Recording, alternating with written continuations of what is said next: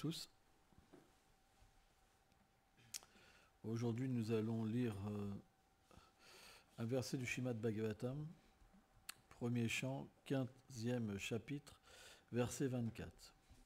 Om Namo Bhagavate Vasudevaya. Om Namo Bhagavate Vasudevaya.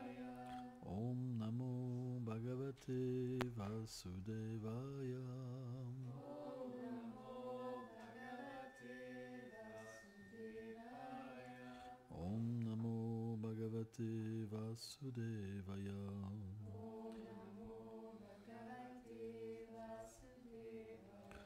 Playam netam bhagavata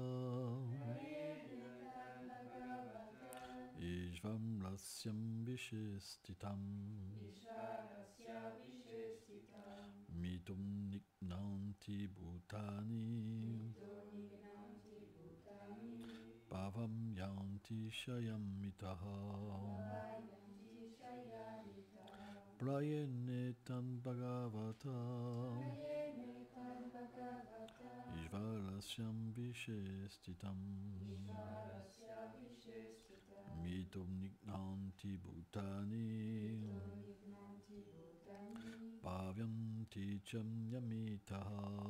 Vayanti Shayamita. Traduction. En fait, c'est par la volonté du Seigneur Tout-Puissant que les êtres vivants se détruisent eux-mêmes par des querelles en se protégeant chacun mutuellement. Commentaire. Srila Vishwanath Chakravarti Thakur dit, selon la vision commune, la destruction de la dynastie Yadu a été voulue par le Seigneur. Mais ceci n'est pas la réelle vérité, parce qu'entre eux, les êtres vivants sont aussi la cause de la destruction et de la protection de chacun. Ce n'est pas que le Seigneur est derrière toutes les querelles. Tous les êtres vivants sont dotés d'un libre arbitre. Ils peuvent détruire ou protéger. Ce n'est pas lui qui crée leurs désirs, bons ou mauvais. Mais dans le cas de la dynastie des Yadu qui touche à ces divertissements, il orchestra leur destruction pour que tous quittent la terre et réintègrent leurs positions respectives.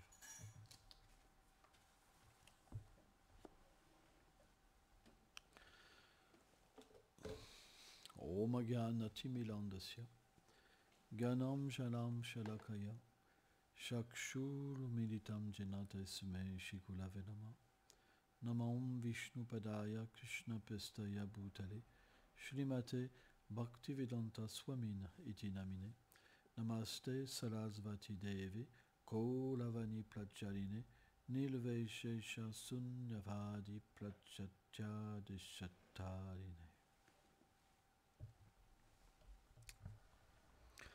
Krishna, dans la Bhagavad Gita, il explique dans le verset Maya Dakshina Prakriti que il est le contrôleur de son énergie matérielle. En fait, le Seigneur crée tout, Ram Sarvasya Prabhava. Il contrôle tout et à la fois, il y a une certaine liberté à la fois. Parce que s'il contrôlait tout, ça veut dire que même nos mauvais désirs seraient la cause du Seigneur suprême. Chose qui n'est pas possible. En vérité, le Seigneur nous donne une parfaite liberté. Et c'est ça qui est difficile à comprendre. Parce qu'en tant qu'être vivant, le Jiva, il est une partie intégrante du Seigneur suprême. Qu'est-ce que ça veut dire ?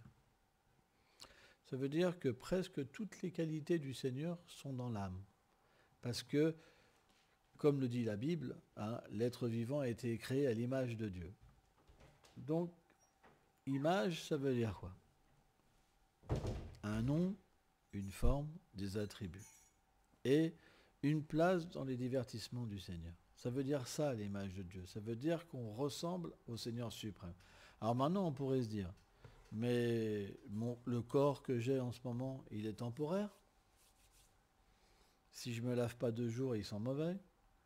Si je ne me lave pas plus longtemps, il commence à avoir des maladies, à se décomposer, et on doit le quitter. Est-ce que le Seigneur a un corps comme ça? S'il fait noir, je ne vois plus.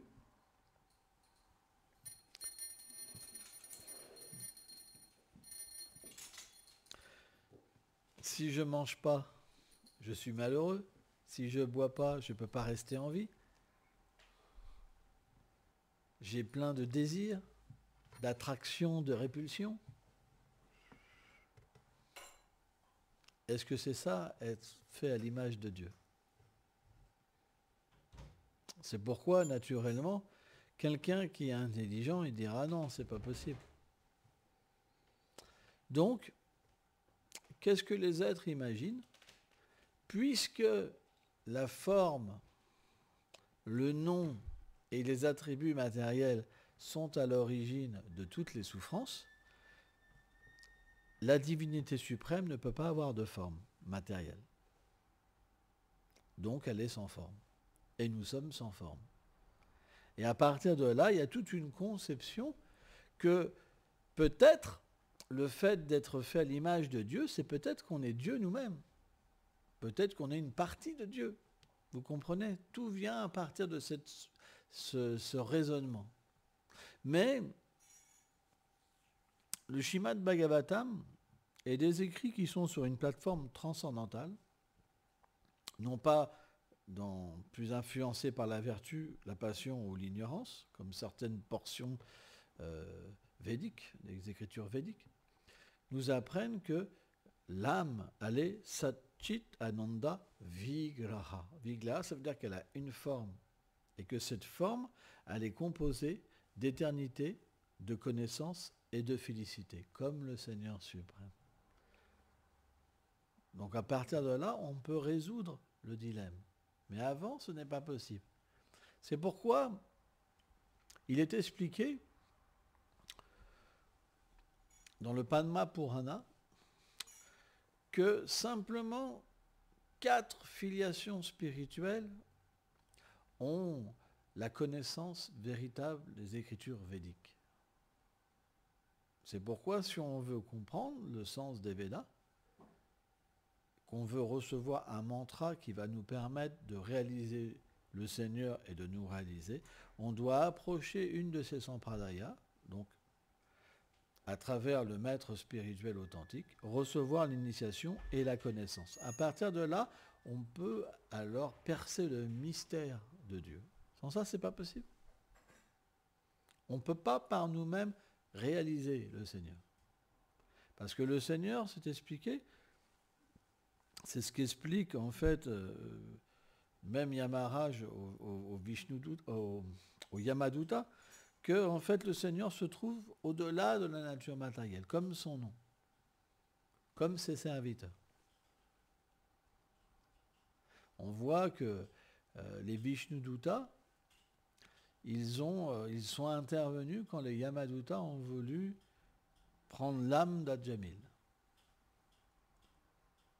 Et ils ont réprimandé les Yamadutta.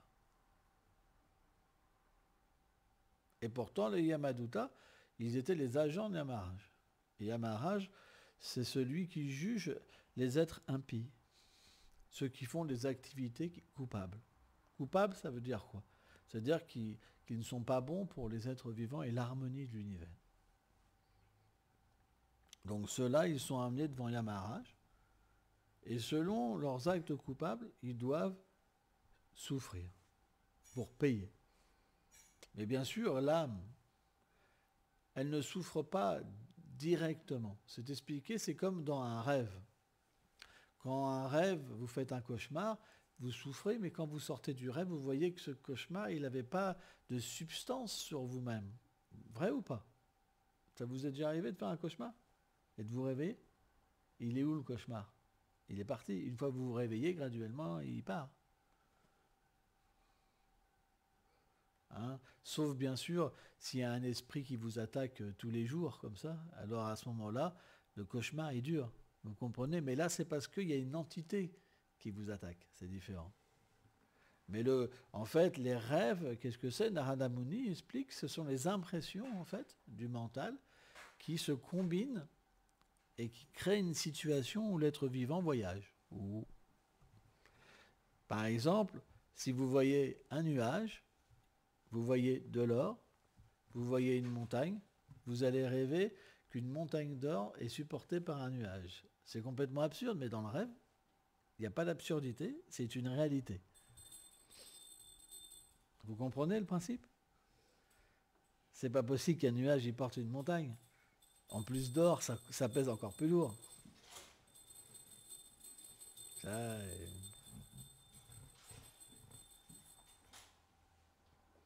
Mais dans le rêve, c'est tout à fait véritable, quoi. On le vit vraiment. On peut faire des rêves incroyables. Hein. Donc, lorsqu'on souffre sur les planètes infernales, on reçoit un corps spécifique pour la souffrance. Et on peut durer des grandes souffrances. Mais l'âme, elle vit en fait cet instant comme dans un rêve. De la même manière, en ce moment, vous pensez être, je ne sais pas, Harini, Acharya Nishta, Rasamani, Purananda, Rasalila, hein, Kamala Manjari, etc. Mais c'est favorable. Ce rêve, il est favorable pour atteindre la vérité, mais ce n'est pas encore la vérité. Ça reste comme un rêve aussi. Parce que vos véritables identités est au-delà encore. Alors bien sûr, Bhaktivinoda Thakur, dans le Jivadharma, explique que la forme humaine, et surtout le fait d'être identifié comme un Vaishnava, c'est le meilleur état d'esprit pour réaliser sa vérité, parce que c'est très proche. Quand on est un Vaishnava, ça veut dire qu'on accepte le nom, la forme, les attributs et les divertissements du Seigneur suprême, et qu'on accepte aussi qu'on a un nom transcendantal, une forme transcendantale, des attributs transcendantaux, et qu'on a une place dans les divertissements du Seigneur suprême. Notre but, c'est de devenir un associé du Seigneur. C'est pour ça qu'on est ici. Pourquoi on chante, pourquoi on adore la déité, pourquoi on fait des Maishagi, pourquoi on chante. C'est simplement pour devenir un associé du Seigneur. C'est notre seul but. Nishta. Notre seul but. On n'a pas d'autre but. Ça, c'est Vaishnava. Et bien qu'on n'ait pas tout réalisé, ou bien qu'on ne peut pas encore accéder à cette situation, elle est la plus propice, Bhaktivinoda Thakur explique. C'est le conditionnement le plus propice. Les autres sont de moins en moins propices, ou pas du tout. Par exemple, quand on désire atteindre les planètes édéniques, ce n'est pas du tout propice. Parce qu'on cultive simplement un désir matériel. On va aller sur une planète, dans ce qu'on appelle le paradis, une planète édénique, où on va avoir un corps de déva, on va pouvoir jouir de la vie sexuelle, on va pouvoir boire du nectar, mais c'est temporaire. C'est encore un rêve. C'est temporaire. On va vouloir, par exemple, obtenir la libération, mais c'est encore quelque chose de temporaire. Tout ça, on atteint une position pour un moment et on la perd. Donc, c'est pourquoi Bhaktivinoda Thakur dit que la position en tant qu'un Vaishnava, c'est la meilleure. Mais, pour que cette position puisse rencontrer le succès, il faut que Krishna nous aide. Il faut qu'il nous aide, il faut qu'il nous donne l'intelligence. Et cette intelligence, comment elle vient? Elle vient dans le fait que le Seigneur crée une situation qui va nous purifier, et en même temps, il va nous donner l'intelligence que c'est lui qui fait cette organisation. Ça, c'est une première étape. À partir de là, le Seigneur organise pour que son dévot ait des obstacles, et que par ces obstacles, le Seigneur devient lui-même endetté parce que le dévot traverse pour lui. En fait, Krishna fait tout. Et au fur et à mesure que Krishna devient endetté, au fur et à mesure, Krishna se dévoile à son dévot. Et le dévot développe l'amour de Dieu. Et une fois qu'il a atteint ce plan où le Seigneur apparaît dans son cœur, où les divertissements du Seigneur apparaissent, parfois le Seigneur disparaît. et le dévot est malheureux, et le Seigneur apparaît.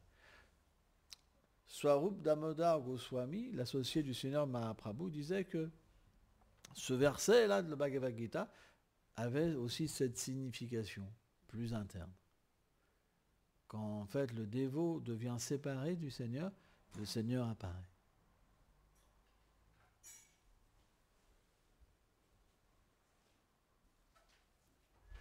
Mais on voit que si Krishna ne nous aide pas à développer l'abandon, alors ça ne verra pas de nous-mêmes, parce qu'il y a une léthargie dans l'âme conditionnée.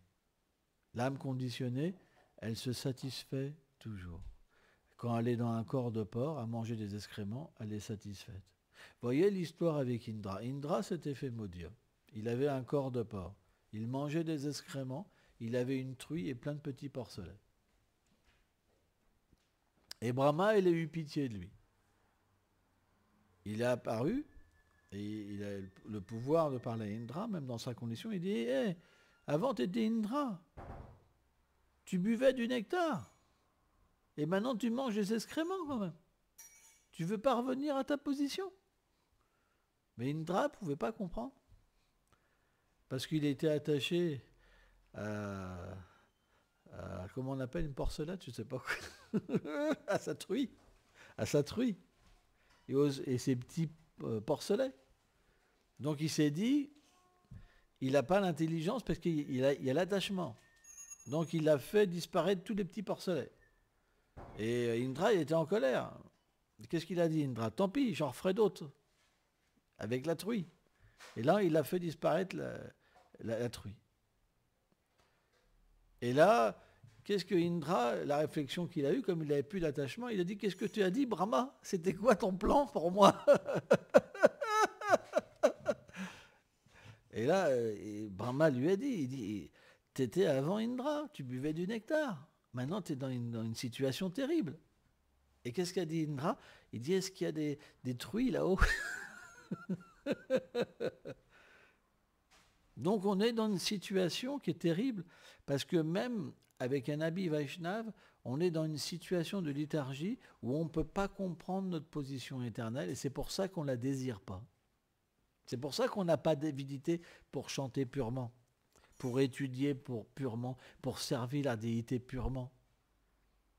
On a un acquis spirituel qui fait qu'on ne peut pas revenir en arrière dans ce monde, parce que Krishna nous donne une certaine vision, mais on n'a pas l'avidité.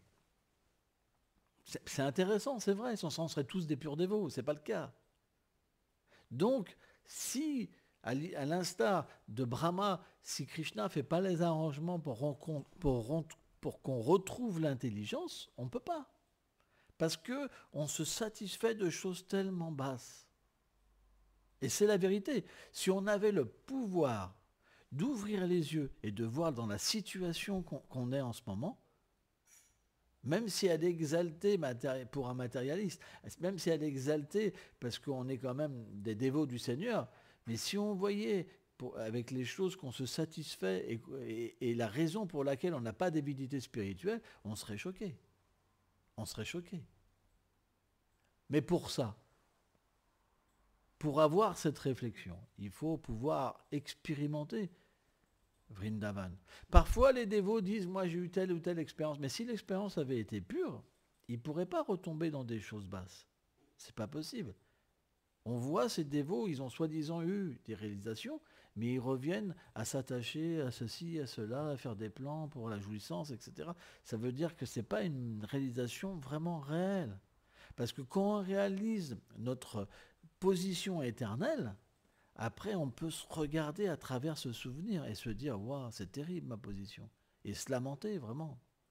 Et c'est là qu'on obtient le détachement. C'est pourquoi, quand on devient vraiment sincère, qu'est-ce que ça veut dire que Krishna nous donne l'intelligence spirituelle? C'est qu'il nous donne une réalisation de notre position éternelle. Et c'est à partir de là qu'on peut comprendre notre position et nous lamenter. Et désirer cette réalité éternelle, ce plan éternel.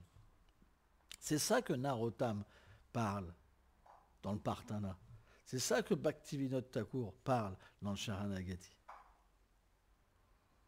C'est cette lamentation parce qu'ils ont expérimenté et qu'ils se retrouvent dans une situation, alors ça c'est un divertissement, où ils aspirent à leur position éternelle. Mais si vous n'avez pas cette aide de Krishna, alors ça c'est une miséricorde, on ne peut pas le forcer. Hey Krishna, je te file un petit billet, on fait comme ça. Ça ne marche pas. Ou alors vous allez faire des austérités, ça ne marche pas. C'est quand Krishna est satisfait de votre attitude de service. Quand il est satisfait de votre attitude de service, alors il vous récompense. C'est pour ça que vous avez besoin de servir. Mais analysez votre attitude de service. Analysez bien. Quand Gorananda il prend le seau avec la serpillière, il le fait avec quel sentiment? Est-ce qu'il y a de l'amour? Est-ce qu'il y a le souvenir de la déité? Quand vous ramassez les verres, quand vous faites l'arti, là, par exemple, Lalita Sakhi est en train de faire l'arti, elle fait l'arti comment? Avec quelle conscience? Avec quel amour? Quand Harini, elle fait un bhajan, où est sa conscience? Vous comprenez?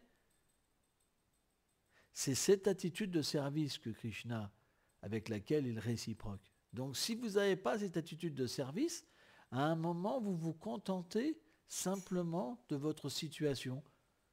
Balaram, il cuisine bien. Il y a un bon petit lit, c'est cool, il n'y a pas besoin d'aller travailler. Bon, c'est moins austère que la vie matérielle. Vous comprenez? Et alors, vous devenez quelque part, votre conscience, elle devient de nouveau dans l'ignorance. Et vous oubliez de mettre des sentiments. Il n'y a plus de sentiments. Ça veut dire que vous êtes redevenu une machine. Vous vivez de nouveau par instinct, avec Krishna. Alors bien sûr, ces activités-là, ils comptent. Mais puisqu'il n'y a pas de conscience, il n'y a pas d'amour, Krishna ne peut pas se révéler non plus. Vous comprenez?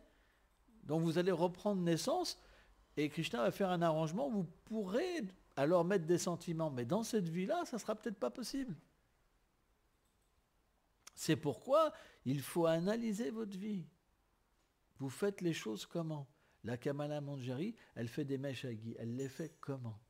Est-ce que son cœur fond? Est-ce qu'il y a de l'amour? Vous comprenez? C'est pourquoi on doit avoir une analyse de notre vie. On doit s'arrêter. Par exemple, quand on distribue des livres, je me rappelle avant quand je distribuais des livres, alors c'est vrai que j'en distribuais pas mal, mais j'ai eu des moments de ma vie où les gens ne s'arrêtaient pas. C'est comme ça, j'ai pas le temps. Les gens n'ont jamais le temps. Ils courent après quoi? Ils n'ont pas le temps de s'arrêter. Pourquoi? Parce que s'ils devaient analyser leur vie, ça ne serait pas facile. Non mais c'est vrai. S'ils devaient analyser leur vie, waouh. Mais pour analyser, il faut un modèle. Par exemple, quand Brahma, il a sous-créé, le Seigneur lui a fait voir sa demeure.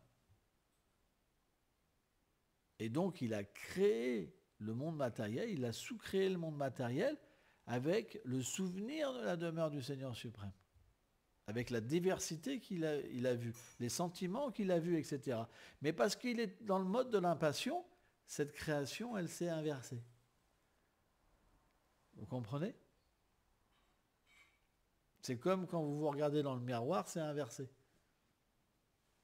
Ou c'est quelque chose que vous ne pouvez pas expérimenter, le miroir.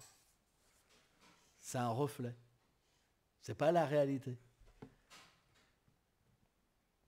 Donc, quand un matérialiste s'arrête et qu'il a une réflexion, qu'est-ce qu'il se dit? Comment je pourrais plus me gratifier? Comment je pourrais plus avoir d'argent? C'est à ça qu'ils réfléchissent. Comment je pourrais plus rendre mes enfants heureux? Comment je pourrais abandonner ma femme? Je ne sais pas quoi, il y a plein de trucs. Tuer mon voisin, genre, tu vois, je sais pas, quoi. Il n'y a pas que des bonnes choses aussi, hein. Vous comprenez? Avoir le pouvoir, etc., etc. Voilà. Parce que c'est lié à des choses matérielles. Ou alors faire des bonnes choses, les gens souffrent, mais c'est lié à des choses matérielles liées au corps. Mais la réflexion d'un dévot, par la miséricorde du Seigneur, c'est comment je peux devenir un associé du Seigneur. Et là, Krishna lui donne l'intelligence. Il peut même lui parler directement. C'est très intéressant. Il lui parle à son dévoyé. C'est comme un contrat. Il lui dit, écoute, fais ça et tu m'obtiendras. Pourquoi vous pensez que les dévots vont prêcher? Pourquoi vous pensez qu'ils ont une telle avidité qui dédie leur vie? Mais ce n'est pas pour rien. Parce que le Seigneur leur dit, fais ça et tu seras avec moi. Mais ça, c'est un pur dévot que Krishna peut parler. Ce n'est pas n'importe qui. Parce qu'on en voit plein où, soi-disant, Krishna, il lui a dit, fais ça, tu me verras. Et puis finalement, ils deviennent n'importe quoi, ils font n'importe quoi. C'est pour ça qu'on a toujours besoin de confirmer avec un dévot plus aîné. C'est un principe Vaishnava. Quand on reçoit quelque chose, une instruction du Seigneur, on va le confirmer avec un Vaishnav. Tous les grands Vaishnavas ont toujours fait ça. Bien qu'ils savent que c'est directement le Seigneur qui leur a dit, ils vont quand même confirmer avec un Vaishnav. Moi-même, je fais ça. J'ai un Vaishnav qui confirme ce que je reçois. On n'agit jamais indépendamment en tant qu'un Vaishnav. Jamais. On a toujours quelqu'un qui nous bénit et une personne qui nous confirme. Sans ça, c'est pas authentique. Les personnes, en fait, qui se disent des Vaishnavas, mais qui ne sont pas accompagnés, qui agissent seuls, c'est pas bon. On n'est jamais seul en tant qu'un Vaishnava. On a toujours un gardien.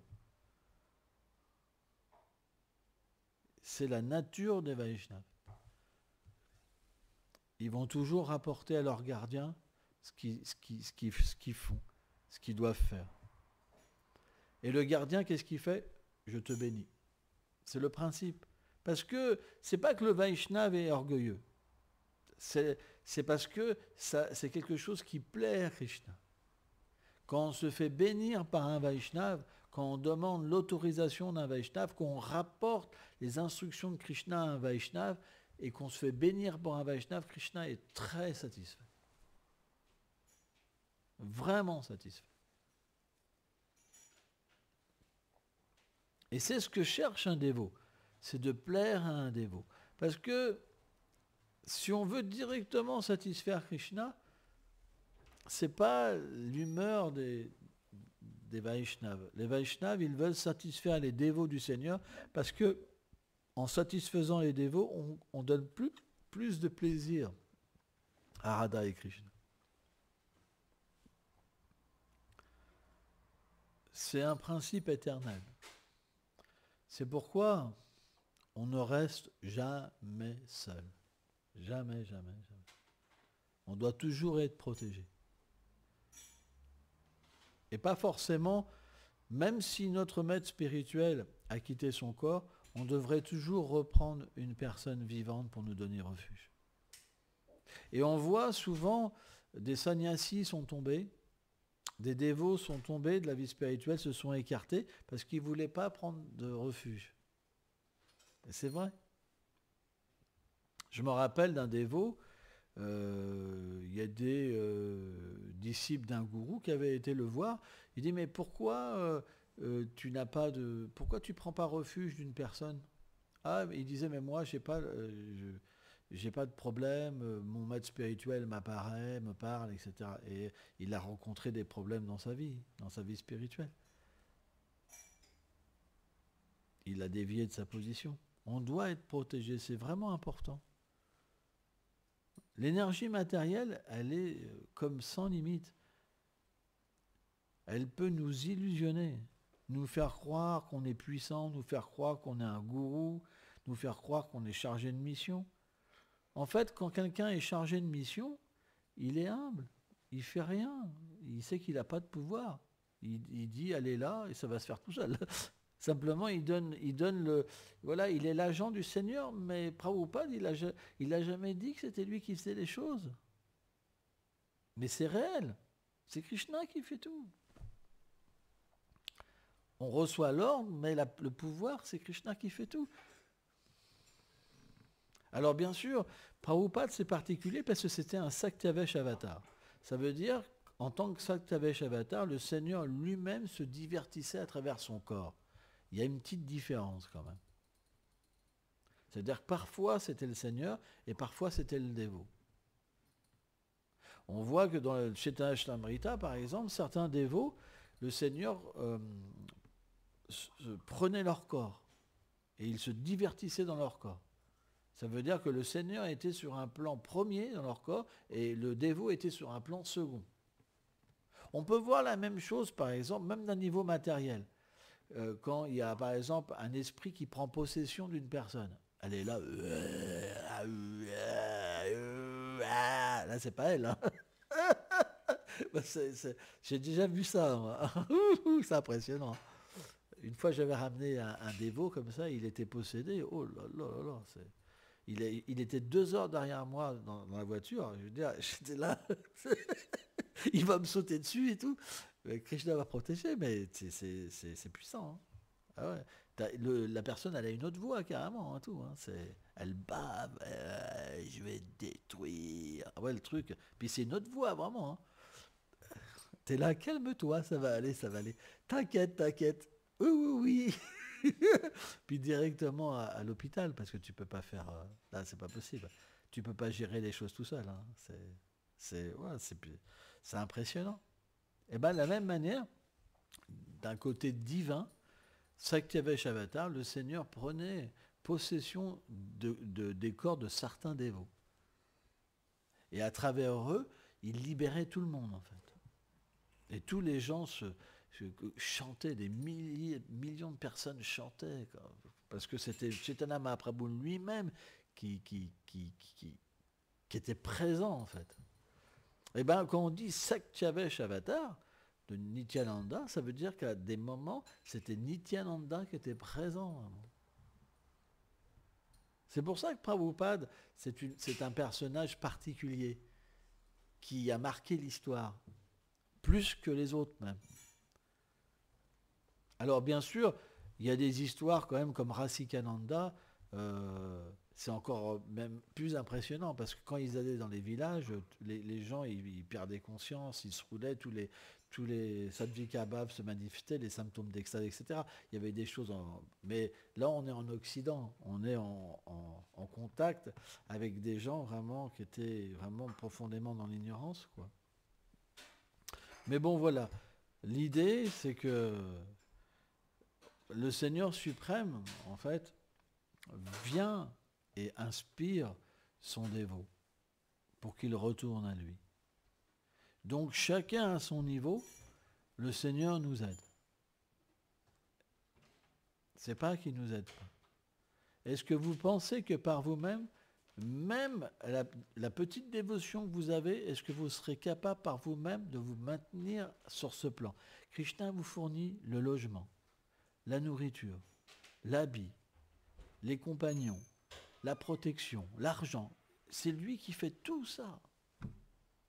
Ça ne serait pas possible sans ça. Est-ce que c'est vous qui avez fait ce temple? Ce temple-là, il a coûté 650 000 €, par exemple. Ouais, j'ai jamais eu d'argent de ma vie. Ça fait 30 ans que je n'ai pas un pesos. J'ai rien. Je suis super pauvre. Je vais avoir 30 € sur mon compte, là. J'y touche même pas, parce que sur ça, je vais être à découvert. De toute façon, j'ai rien, quoi. J'ai rien. Je dépends du Seigneur. Et là, on fait un autre projet, il va coûter encore plus cher. Mais d'où vient l'argent? Parce que c'est la miséricorde. C'est comme ça. On n'a rien, mais Krishna nous donne tout, parce qu'on a abandonné notre vie au Seigneur. Donc il prend soin de ses dévots. Il prend soin. Et si on n'offense pas les Vaishnavas, si on est des dévots abandonnés, on ne rencontrera pas de problème. Toute notre vie sera prise en charge. Mais pas pour qu'on prenne du gros ventre. Hein, par exemple, Kamala Manjari prend le gros ventre. Pas pour prendre juste du gros ventre. C'est pas ça l'idée. Mais pour qu'on puisse progresser. Et retourner au Seigneur suprême. Donc pour certains, c'est évident. Et pour d'autres, ça prendra plus de temps. Mais si vous restez dans la maison du Seigneur, vous abandonnez notre vie, vous retournerez à Krishna. C'est logique. Pourquoi Krishna ne vous ramènerait pas? Qu'est-ce que c'est pour lui de ramener une petite âme? C'est rien. Il est tout puissant. Comprenez? Donc restez dans une mission authentique et il n'y a pas de problème. Colpemande.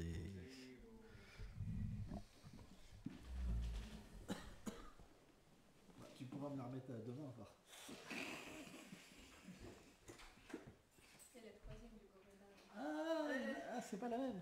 Oui, c'est Parce que hier il m'a dit Bhaktisiddhanta aussi. c'est là qu'il y a une différence. Ah, d'accord.